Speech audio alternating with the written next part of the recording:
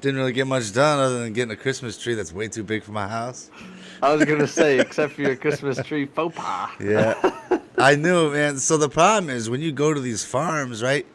Like they're like acres and acres and acres and acres of land. You know what I mean? Right. And so it don't look that big. And so we didn't measure or nothing, obviously.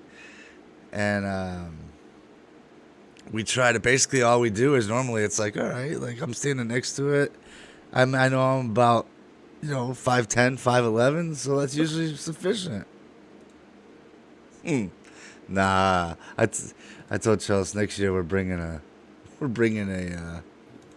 tape measure for sure. Well, every year, if you put your every year this happens.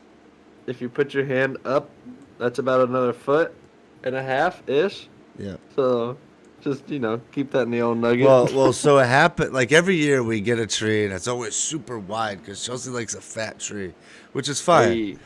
And so normally it's just wide. Like I normally just complain because getting it in the door is a pain in the neck and whatever. Well, as soon as first of all, we had never been to this tree farm before. Mm-hmm. And so I parked the truck, like whatever, we're walking around. Every tree farm we've ever gone to has like these specially made carts for Christmas trees, right? Not this one. This one you gotta rough it up. Yeah, and of course we get the biggest tree we've ever gotten, and we walked like 35 miles to get it. So then I get out. So then finally we cut this stupid thing down. I get it up to the. I knew I was in trouble when I got. They put it through that thing, like they pull it through to wrap it. I knew I was in trouble when I got to the station to wrap it, and even the guys at the tree farm were like, "Wow, you found a big one out there." I'm like, "Oh boy." You're like, yep, that was me. I got the big one. And I also did not realize how far I had parked from said location until I had to lug this stupid thing. So I threw it up on top of my shoulder, so I'm walking like this, right? Yeah. Well, of course, I couldn't just have a clear shot to the parking lot.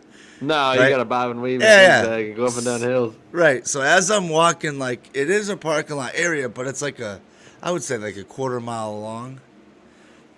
Maybe even longer, I don't know. But I get behind this dad. He had to be like 60 years old, 70 years old, walking with his kids carrying his tree. Oh, no. Well, I got this giant tree I'm like trying to carry, and he's just puts him down the road. Oh, I was like not having it. So I tried You couldn't go around them? Oh, I did. Well, because there's cars driving too, trying to park where they, whatever. Well, finally I just had enough and I carried it over there. But then we get home, and because I had it on my shoulder, all the pine needles were down my shirt. I had pine needles stuck to me all the way around. Oh, it was bad news. Yeah, but you were all mad. Anyway, it's here. It's outside, preparing to come in the house.